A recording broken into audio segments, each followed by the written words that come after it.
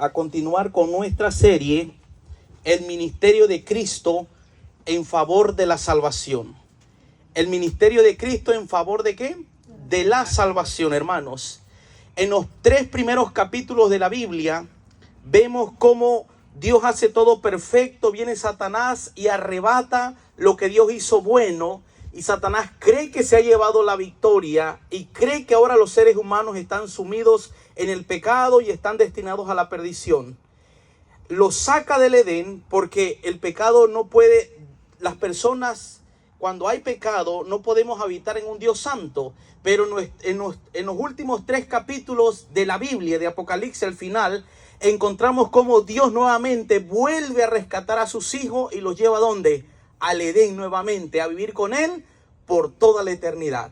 En los 3 capítulos de la Biblia vemos cómo Satanás hace estrago con nuestros padres y los hace pecar y los quiere sacar de la presencia de Dios para que vivan una vida infeliz. Pero en los últimos 3 capítulos de la Biblia vemos a un Dios nuevamente que viene por su pueblo a rescatarlo con brazo fuerte. Y ahora vamos a poder poner aquí una diapositiva y vamos a hablar, hermanos, algo importante sobre el santuario. La caída del hombre, voy a leer algo importante, hermanos, del santuario celestial. La caída del hombre llenó todo el cielo ¿de qué? De tristeza. El mundo que Dios había hecho estaba mancillado con la maldición del pecado y habitado por seres condenados a la miseria y a la muerte. Parecía no existir escapatoria para quienes habían quebrantado la ley. Pero el amor divino había concebido un plan mediante el cual el hombre podría ser redimido. La quebrantada ley de Dios exigía la vida del pecador. En todo el universo, en el cielo, solo existía uno que podía satisfacer sus exigencias en beneficio del hombre. Puesto que la ley divina es tan sagrada como Dios mismo, solo uno igual a Dios podría expiar su transgresión, es decir, cubrir el pecado, reconciliarnos con Dios. La ley de Dios existía antes que el hombre fuera creado. Los ángeles eran gobernados por ella. Satanás cayó porque transgredió los principios del gobierno de Dios. Después que Adán y Eva fueron creados, Dios les hizo conocer su ley. Esta no estaba escrita entonces, pero le fue repetida por Jehová. Y después del pecado y la caída de Adán, nada fue eliminado de la ley de Dios. Los principios de los 10 mandamientos existían desde antes, hermanos, y eran de una naturaleza que se ajustaba a las condiciones de un orden de seres santos. Entonces, aquí vamos a entrar en esto, el santuario celestial. Entonces se estableció un sistema que requería el sacrificio de animales con el fin de mantener delante del hombre caído lo que la serpiente había hecho que Eva no creyese, que la paga del pecado es ¿qué? La muerte. Y la desobediencia de la ley de Dios también es ¿qué? Es la muerte. Ahora, vamos a ver si nos puede poner otra de la misma, a ver cuál se mira un poquito mejor. Esto es importante, hermanos, que podamos entender. Porque, hermanos, Satanás engañó a nuestros primeros padres haciéndole creer que el hombre no muere. Dios le dijo a nuestros primeros padres, escuchen lo que Dios le dijo: si tú comes del árbol del conocimiento del bien y del mal, ciertamente, ¿qué va a pasar? Vas a morir. Ahora viene la serpiente y le dice a nuestros primeros padres: no morirás. Porque ese es el propósito de Satanás. El propósito de Satanás, hermanos, es despertar en las personas la curiosidad y dudar de lo que Dios ha establecido, su santa ley. Hermanos, la curiosidad de Eva se había despertado. En vez de huir de ese lugar, se quedó allí para escuchar hablar a la serpiente.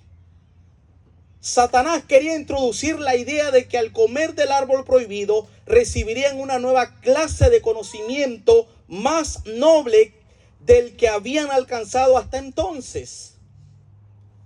Y esa ha sido su especial tarea. Con gran éxito, dice la mensajera del Señor, desde su caída, hace inducir a los hombres a espiar los secretos del Todopoderoso y a no quedarse satisfecho con lo que Dios ha revelado y a no obedecer cuidadosamente lo que Él ha ordenado. A veces las personas cuestionan la ley de Dios. ¿Por qué tengo que guardar el sábado? El sábado se hizo para los judíos. ¿Por qué tengo yo que hacer esto, lo otro? Si Dios es un Dios de amor, Dios mira el corazón y Dios no mira lo que haces. El enemigo siempre quiere sembrar duda, pero hermanos, ¿qué es lo que sucede, hermanos? Bueno, mis apreciados hermanos, aquí vemos el santuario. La Biblia dice, y vamos a leer en el libro de Éxodo, hermanos, pero antes de eso vamos a entrar aquí a Génesis. En Génesis capítulo número 2. Génesis capítulo 2, lo que acabo de decir en Génesis capítulo número 2 y el versículo número 16 y 17. Y vamos a entender una palabra que dice, Génesis 2, 16 y 17 dice, y mandó Jehová Dios al hombre diciendo, de todo árbol del huerto podrás comer, mas del árbol de la ciencia del bien y del mal no comerás, porque el día que de él comiese, ciertamente, ¿qué dice? Morirás. Morirás. La desobediencia. Ahora vamos a ver lo que dice Satanás. Génesis capítulo 3, versículo 4. Génesis capítulo 3, versículo 4 dice, entonces la serpiente dijo a la mujer, no moriréis. ¿Se dan cuenta? O sea que siempre la serpiente, el diablo se encarga de llevarle la contraria a todo lo que Dios ha establecido. Siempre. Satanás quiere robarle a Dios la adoración. Satanás quiere robarle a Dios incluso a los seres que tú eres la cosa más preciosa que Dios ha hecho. Y Satanás quiere robarte tu felicidad. Satanás quiere destruirte. Ahora, hermanos, aquí vamos a encontrar dos cosas. Dios dice, tienes que morir, porque la paga del pecado es muerte. Pero Satanás dice, no moriréis. Ahora, Dios establece, hermanos, ¿verdad? Ayer estuvimos viendo el primer sacrificio que se hace.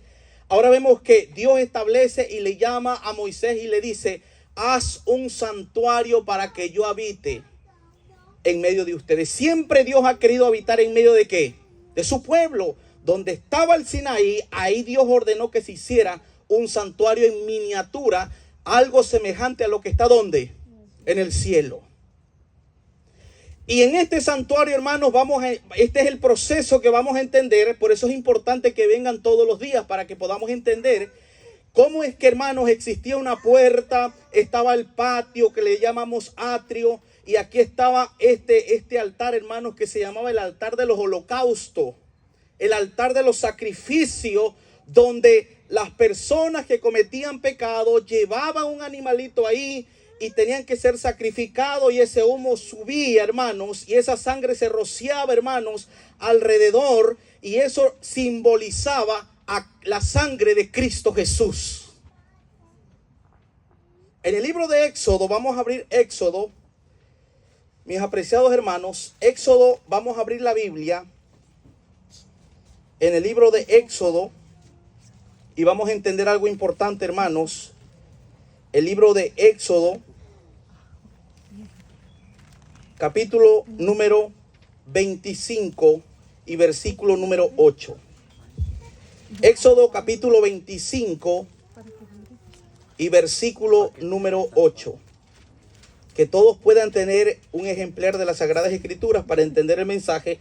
Éxodo 25, versículo 8 dice la palabra de nuestro Dios. Vamos a leer del versículo 25, del versículo 1 en adelante. Éxodo 25, versículo 1 en adelante dice, Jehová habló a Moisés diciendo, di a los hijos de Israel que tomen para mí ofrenda de todo varón que la diere ¿de qué?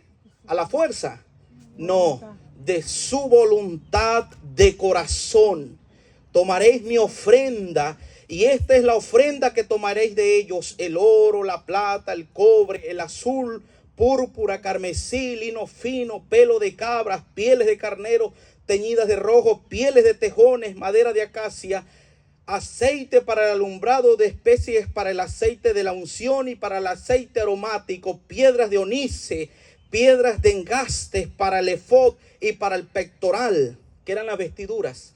Y dice el versículo 8, y harán un santuario para mí y habitaré en medio de ellos. Amén. Dios siempre ha querido habitar en medio de su pueblo. El propósito de Dios, hermanos, es entender que Dios te ama y que la ley exigía que uno tenía que morir porque la paga del pecado es la muerte. Ahora, hermanos, alguien tenía que morir y empezaron esto en simbolismo para mostrar el gran sacrificio, hermanos, porque el santuario no es nada más que representa y simboliza a Cristo Jesús. Tenemos que entender eso, hermanos. La transgresión de la ley de Dios hizo necesario que Cristo muriese como sacrificio, para así proporcionar al hombre una vía de escape de su castigo y al mismo tiempo, escuchen, preservar el honor de la ley de Dios. Porque la ley de Dios, hermanos, no podía estar quebrantada. Si la ley decía la paga del pecado es la muerte, esto se tenía que cumplir.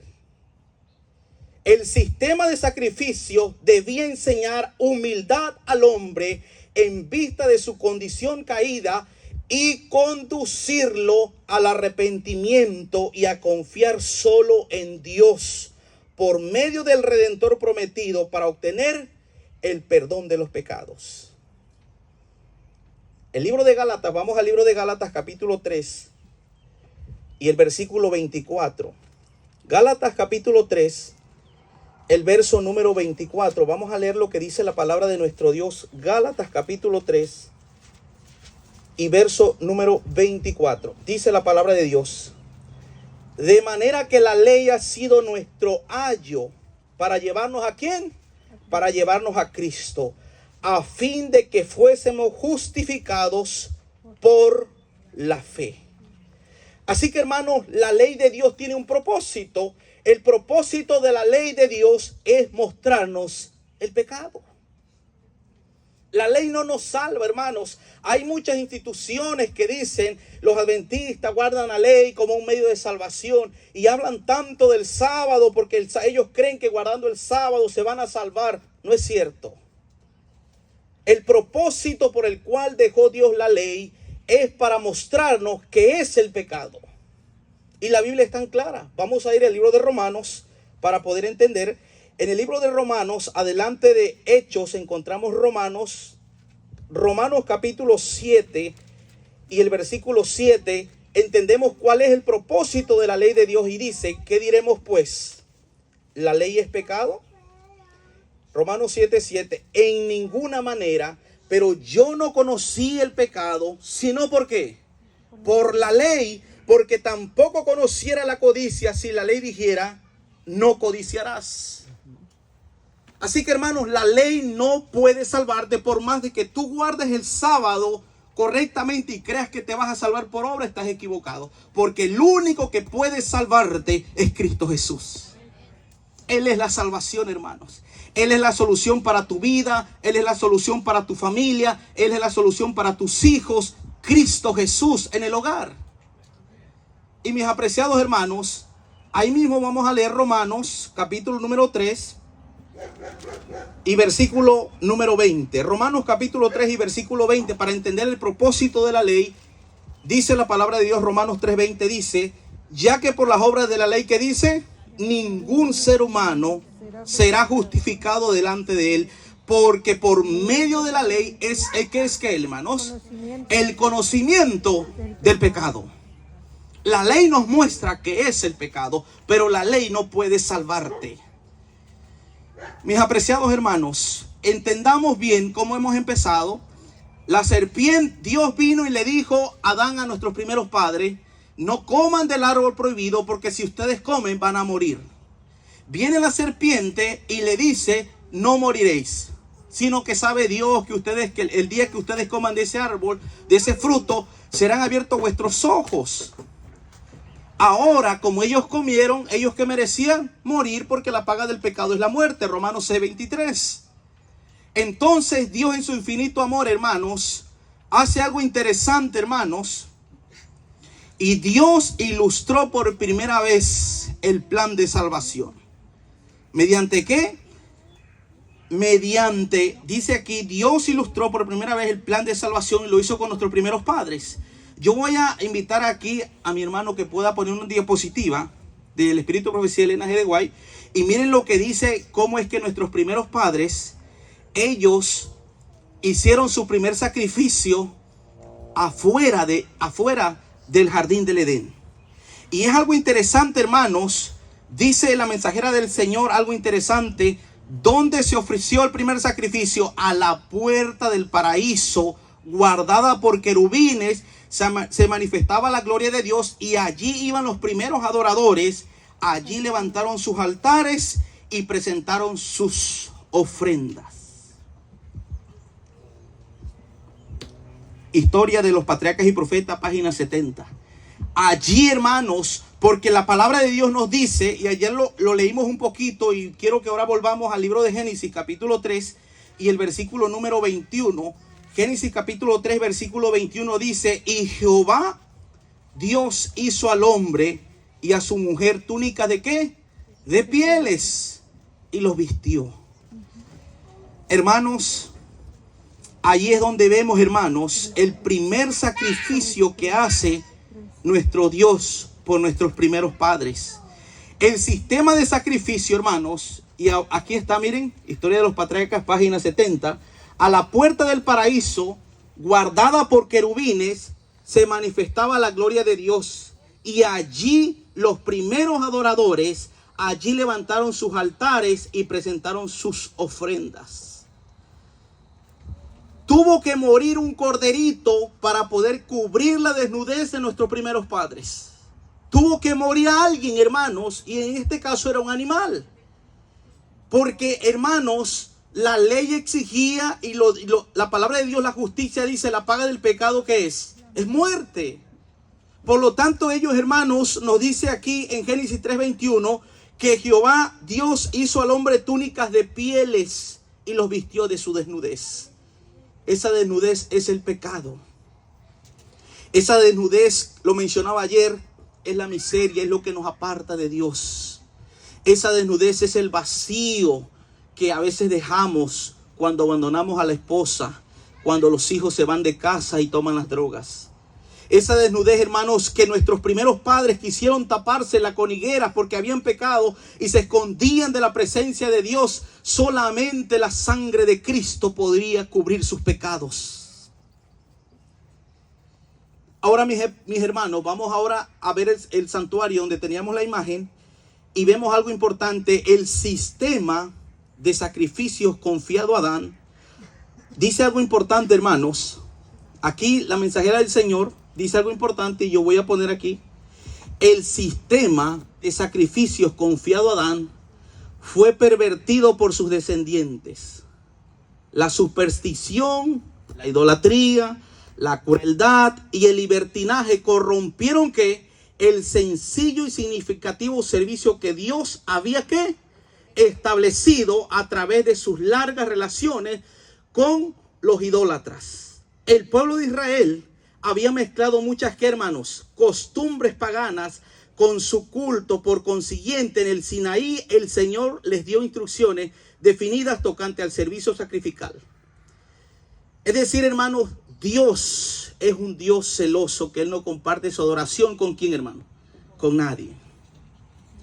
Cuando dice la palabra de Dios, nos dice en Éxodo capítulo 20, el mandamiento que dice: no tendrás dioses ajenos delante de mí, no te harás imagen ni ninguna semejanza de lo que está arriba en el cielo, ni en la tierra, ni por debajo de las aguas. No te inclines a ellas ni las honres, porque yo soy Jehová tu Dios, que te sacó de la tierra de Egipto, de casa de servidumbre, de la esclavitud del pecado. Cuando Dios te saca del pecado, hermanos, Dios ahora te da sus leyes para que las guardes, no por miedo, para que las guardes, para que te vaya bien y sea de larga vida. Pero algo que me llama la atención, hermanos, es que dice que muchas veces nosotros, hermanos, hacemos algo interesante. A veces nosotros pasamos, hermanos, y olvidamos de quién es Dios, de dónde nos sacó y cuán importante es la adoración a un Dios santo. Hermanos, la palabra de Dios nos dice que el sistema de sacrificio confiado a Adán fue ¿qué? Pervertido. Patriarcas y Profetas, página 380. ¿Saben por qué fue pervertido, hermanos? Porque llegó el tiempo en que ellos seguían haciendo sus altares, seguían ofreciendo holocausto. Pero hay algo, hermanos, que ellos perdieron la esencia de lo que representaba, de lo que simbolizaba esos sacrificios. Porque la esencia y el centro del sacrificio era Cristo Jesús. Y ellos habían perdido, hermanos. Ahora ellos, dicen la mensajera del Señor, que ellos sentían un celo sobre las personas que venían con sus corderitos. Y ya ellos ya no miraban el corderito, sino ellos ya habían hecho como unas reglas humanas. Y habían perdido la esencia de lo que significaba la adoración a Dios. Habían perdido la esencia de lo que significaba, hermanos, el rito. Mis apreciados hermanos, vamos a poner la imagen de Cristo en el santuario, la que teníamos, donde vemos, mis apreciados hermanos, algo interesante, y yo voy a poder mostrar ahora un poquito. A veces, hermanos, no entendemos esta imagen, pero aquí, hermanos, encontramos algo curioso. En el patio encontramos, hermanos, estaba la puerta. Encontramos el patio, el atrio. Encontramos, hermanos, el altar de los holocaustos, el altar de los sacrificios, donde ahí eran degollados los animalitos. Ponían las manos sobre ellos y confesaban sus pecados, y entonces el animal se tenía que degollar y ponerlo aquí. Y no ponían todo el animal, solamente se ponía lo que eran la grosura. Todo lo que sobraba, los riñones, la piel, eso se tenía que ir fuera de ahí. Y entonces las personas salían, solamente hasta ahí llegaban. Y ahora el sacerdote que intercedía, simbolizando a Cristo Jesús, agarraba la sangre, hermanos, y la tenía que meter esa sangre en un altar del incienso que tenía como unos cuernos, y ahí se vaciaba la sangre. Y también en este lugar se vaciaba, y lo que sobraba se echaba alrededor de aquí. Esa sangre se iba amontonando en un lugar que era el lugar santo.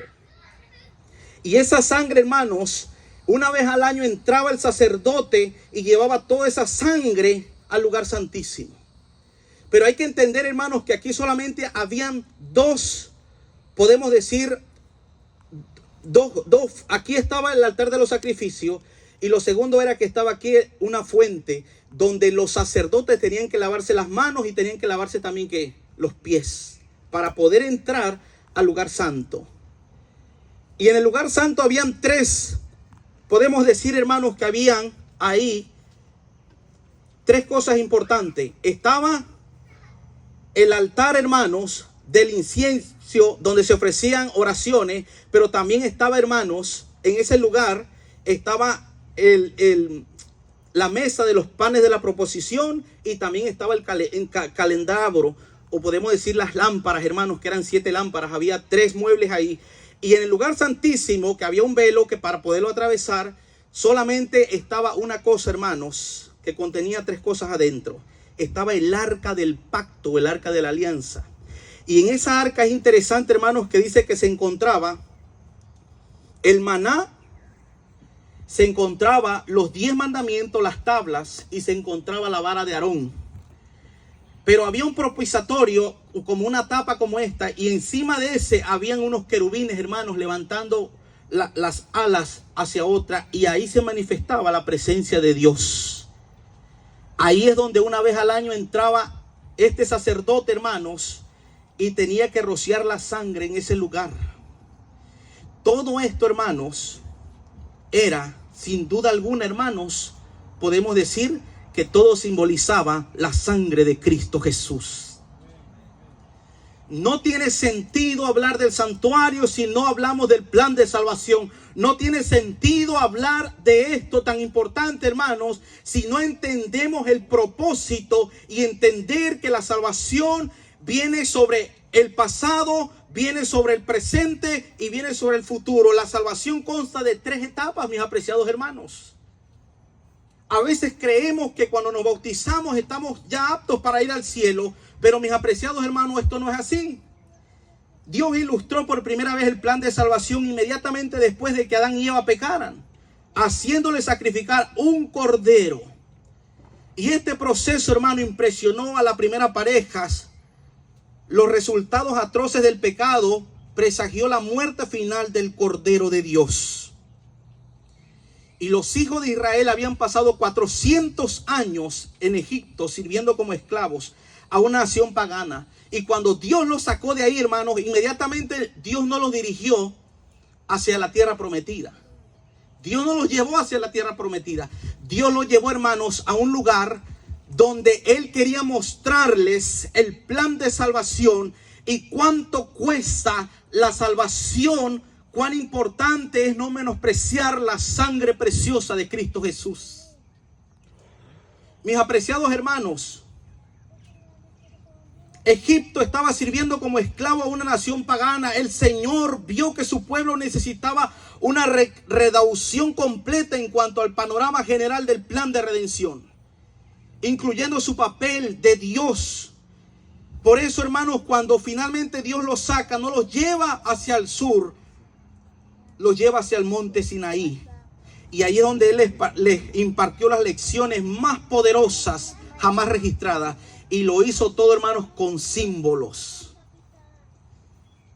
La palabra de Dios nos dice en Éxodo capítulo 26, versículo 1. Vamos a abrir la Biblia en Éxodo capítulo 26 y versículo 1 en adelante, hermanos. Éxodo 26, versículo 1 en adelante dice: harás el tabernáculo de 10 cortinas de lino torcido, azul, púrpura y carmesí. Y lo harás con querubines de obra primorosa.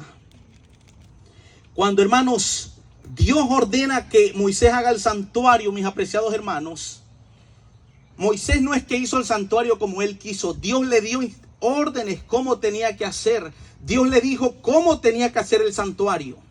Y aquí vemos, hermanos, lo que estaba aquí. Vemos, este era el altar de los sacrificios. Esta era la fuente o el lavacro donde se lavaba el sacerdote para poder entrar al lugar santo.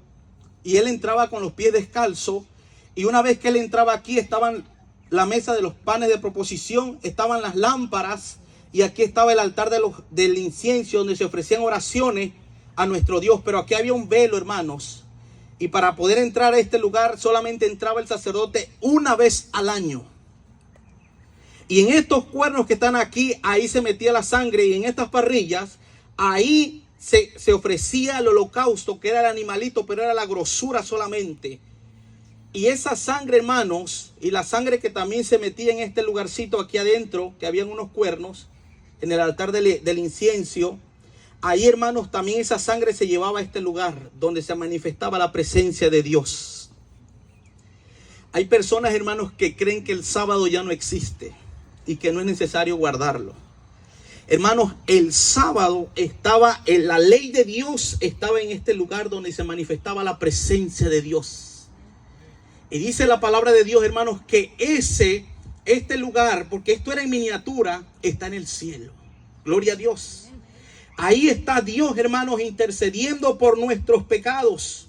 Ahí está, mis apreciados hermanos, Dios. Porque, hermanos, cuando Dios pidió la ofrenda, quiero que entendamos que cuando Dios pidió una ofrenda para hacer el santuario, Dios la pidió de todo corazón. A veces no entendemos el significado de traer ofrendas a Dios. Y lo vamos a leer en Éxodo capítulo número 25 y el versículo número 2 dice: di a los hijos de Israel que tomen para mí ofrenda de todo varón que la diere de voluntad de corazón. A veces, hermanos, las personas creen que es la iglesia, las personas creen que son nuestras doctrinas, las personas creen que la ofrenda, que el diezmo, hermano, Dios pidió para que se pudiera usar para el santuario, para el templo donde Dios iba a habitar en medio de ellos. Y Él dijo que sea de corazón, de voluntad de toda persona que le nazca darlo. Esa es la ofrenda. Mis apreciados hermanos, siempre Dios ha querido morar con su pueblo. Pero tenemos que entender, hermanos, que en el santuario habían tres cosas importantes. Estaba el patio, estaba el lugar santo y estaba el lugar santísimo. Y esas tres cosas, mis apreciados hermanos, son etapas de la salvación. Estos tres lugares representan los tres pasos principales del proceso de la salvación, conocido como la justificación, la santificación y la glorificación. Segunda de Corintios capítulo 10. Vamos a leer Segunda de Corintios capítulo 1 y versículo 10. Segunda de Corintios capítulo número 1 y versículo número... Segunda de Corintios capítulo número 1 y versículo número 10. Segunda de Corintios capítulo 1, versículo número 10 dice la palabra de nuestro Dios, el cual nos libró y nos libra y en quien esperamos que aún nos librará de tan gran que muerte. Por lo tanto, mis apreciados hermanos, estos tres lugares representan los tres pasos principales del proceso de la salvación, conocido como la justificación, la santificación y la glorificación, y se corresponden con tres fases del ministerio de Cristo: el sacrificio sustitutivo, la mediación sacerdotal que hace Cristo y el juicio final. El lugar santo, mis apreciados hermanos, o el lugar santísimo, es el más sagrado del tabernáculo, que es este lugar. Es el más sagrado. Y representa la presencia de Dios. Las paredes que rodean el patio y el lugar santo ilustran vividamente la separación del hombre de Dios. Pero vuestras iniquidades, vamos a leer Isaías capítulo 59 y versículo 2, como dice. Isaías capítulo 59 y versículo número 2, dice la palabra de Dios. Pero vuestras iniquidades han hecho ¿qué? División entre vosotros y vuestro Dios. Y vuestros pecados han hecho ocultar de vosotros ¿qué? Su rostro. ¿Para qué? Para no oír. Hermanos, cuando uno se bautiza, uno es justificado ante Dios. Él te perdona. No importa, hermanos, lo que hayas hecho. Tú vienes a Dios, te arrepientes de tus pecados, confiesas tus pecados a Dios, te apartas y Dios en ese momento, hermanos, te justifica. Es decir, hermanos, que la justificación nos salva de la culpa del pecado y nos da el derecho al cielo. Y cuando venimos a Cristo con un corazón contrito, con un corazón arrepentido y confesamos nuestros pecados, Él nos perdona. Él nos perdona, hermanos. Y ante la vista de Dios ya no somos culpables. La justicia de Cristo nos es acreditada sin mérito alguno de nuestra parte. La muerte que debemos sufrir la sufrió Él en nuestro lugar. La justicia de Cristo nos es imputada y somos declarados inocentes y se nos trata como si nunca hubiésemos pecado. Gloria a Dios. Por eso, hermanos, el perdón divino es completo. Tal vez hayas tenido problemas con tu familia, con tu esposo, con tus hijos, con tus hermanos, con tus parientes. Y tal vez nunca te hayan podido perdonar. O tal vez te perdonaron pero recuerdan. Pero hermanos, cuando tú vienes a Cristo y confiesas tus pecados arrepentido y le muestras todo lo que has pasado. Y eres delante de Dios sincero con todo lo que te ha pasado. ¿Sabes algo? Dios te perdona. No importa lo que hayas hecho. Hermanos, hay una historia que se llama la historia del hijo pródigo, donde viene el hijo sucio, que eso representa el pecado. Esa historia, hermanos, viene el hijo sucio ante su padre, donde comía con los cerdos, donde estaba por ahí sucio. Y llega a su padre y cuando su padre lo vio de lejos fue movido ¿a qué? A misericordia. Y dice la palabra de nuestro Dios que cuando lo miró, corrió, lo abrazó, lo besó y mandó a ponerle un anillo en su dedo mandó a matar el becerro más gordo y hizo fiesta y alegría porque este era mi hijo y ahora ¿qué? Ya estaba muerto y ahora ha vivido. Y ahí es cuando se muestra, hermanos, el amor y la misericordia de Cristo. Desde un principio, mis apreciados hermanos, Dios ha tenido un plan de rescate para la raza humana. Desde un principio Dios ha hecho provisión para salvarte. Pero a veces, mis apreciados hermanos, nosotros huimos de Dios. Y déjame decirte una cosa. Tú puedes luchar y tratas de ser feliz, pero no puedes. Y pareciera que estás en una casa donde tú trabajas y trabajas. Tal vez tengas 2 turnos para poder sobrevivir y sientes que no avanzas. ¿Sabes por qué? Porque no dejas a Cristo entrar en tu vida. Y tal vez tienes problemas con tu esposo, con tu esposa, con tus hijos y buscas la solución por ti misma, pero no puedes.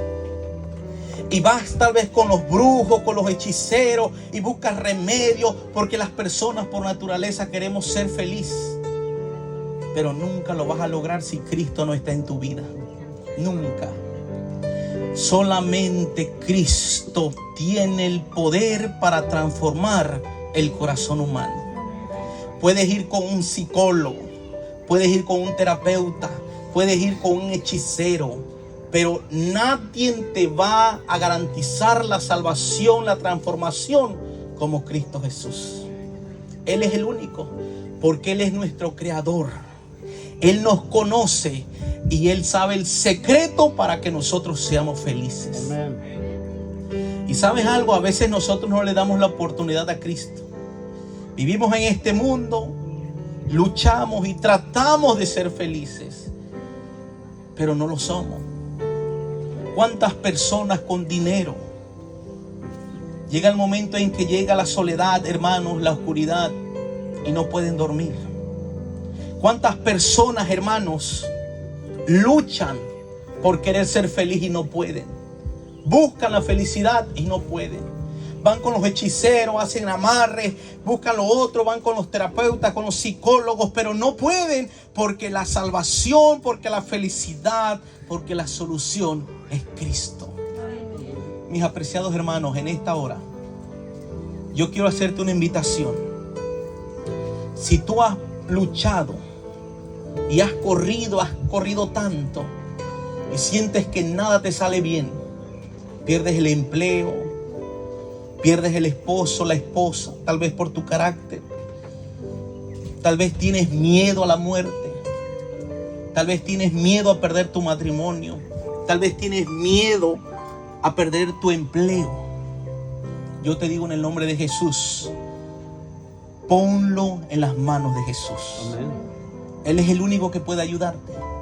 Y yo pregunto en esta hora de las personas que no son bautizadas, ¿hay alguna persona que quiera poner su vida una vez más en las manos de Cristo Jesús? Ponte de pie en el nombre de Jesús. ¿Hay alguna persona que siente la necesidad de Cristo en su vida? Su familia, sus hijos. ¿Quieres ponerla en la mano de Jesús? Hoy es el día, hermano, para que el Espíritu Santo trabaje en tu vida y te haga entender cuánto Dios te ama. Hermano, si Dios vino a este mundo a morir por nuestros pecados, nos ama tanto que ha hecho todo lo necesario para que comprendamos el plan de salvación, el plan de redención. ¿Por qué no dejas que Dios dirija tu vida? Él puede transformarte, Él puede cambiarte, porque su amor y su misericordia es tan grande, hermanos. El ser humano condena, el ser humano te mira, el ser humano puede juzgarte, pero Dios no, hermanos, porque Dios te ama. Y déjame decirte una cosa, ante Dios tú eres su hijo.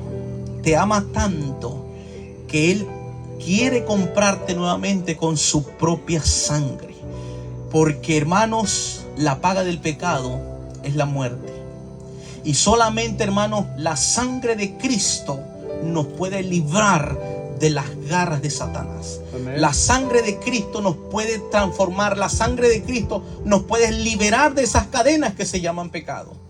Yo pregunto, ¿hay alguna persona que hoy, en este momento, quiera decirle a Jesús: yo te amo, de las que no son bautizadas? Yo te amo y yo quiero poner mi vida en tus manos. Que tú cuides de mi familia, de mis hijos, de mi matrimonio. ¿Estás aquí en esta hora? ¿Quién eres? Yo no te conozco. Yo no conozco tu situación, pero Dios sí te conoce. ¿Hay alguna persona en esta hora que quiera que oremos por él? Solamente voy a orar por ti, para que el Espíritu Santo obre en tu vida, para que te ayude. ¿Hay alguna persona que quiera ponerse en el nombre de Jesús? ¿Quién eres? Ponte de pie en el nombre de Jesús. ¿Alguna persona que no es miembro, que entienda el mensaje y que sienta que Dios la está llamando, que quiera que oremos por su familia, por sus hijos? Ponte de pie en el nombre de Jesús. ¿Quién eres? Dios te está llamando en este momento. Dios te ama. Dios quiere hacerte feliz. Dios quiere que experimentes la salvación. Dios quiere que experimentes la felicidad. Dios quiere que experimentes la paz que el mundo nunca te va a dar. Porque Satanás se ha encargado siempre de destruir la felicidad del ser humano. Lo ha hecho desde el principio. Lo hizo con nuestros primeros padres y está aquí engañándonos siempre para caer y salir de la gracia de Dios. Pero Dios te ama. Yo pregunto, ¿hay aquí alguna persona que quiera hacerlo? Ponte de pie en el nombre de Jesús. Algún hermano que quiera hacer su pacto con Cristo, que quiera reafirmarse, te puedes poner de pie en el nombre de Jesús. Gloria a Dios. ¿Alguien más que quiere decirle a Cristo Jesús: Señor, gracias por morir en la cruz del Calvario? Gracias porque nos amas tanto que siempre has querido habitar en medio de nosotros. ¿Qué podemos darte nosotros? ¿Qué podemos hacer nosotros para poder, hermano, salvarnos? Nada. La sangre de Cristo, hermano, es la única que puede perdonarnos. Cristo Jesús. Yo quiero orar, hermanos, y yo quiero invitar, si hay alguna persona en este momento. Ayer estuve orando por la enfermedad. Hoy quiero orar por tu familia. Y yo te invito a que pases aquí enfrente. ¿Hay alguna persona que quiera poner a sus hijos, a su mamá, a su papá en las manos de Dios? ¿Quieres pasar aquí? Dios te bendiga. ¿Alguien más quiere hacerlo en el nombre de Jesús? Que quiera poner a su familia. Tal vez no conoce del Evangelio. Tal vez estás orando para que entregue un día su vida a Cristo Jesús. Amén. Yo te invito a que vengas aquí en el nombre de Jesús. Vamos a pedirle a ese Jesús que vino y murió en la cruz del Calvario, a ese Dios amoroso que tanto nos ama, que Él pueda obrar en la vida de nuestra familia. Amén. En este momento yo quiero orar por la familia. Vamos a orar. Amante Padre, gracias, Señor, porque tu amor y tu misericordia es infinita, Señor. Gracias, Señor, porque tú nos amas tanto que hasta con símbolo nos has mostrado cómo es el plan de salvación.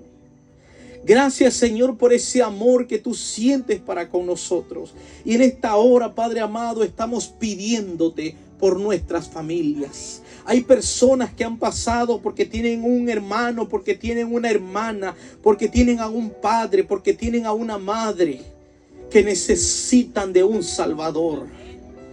Padre amado, tú conoces la situación, Señor, de los hermanos, de la familia.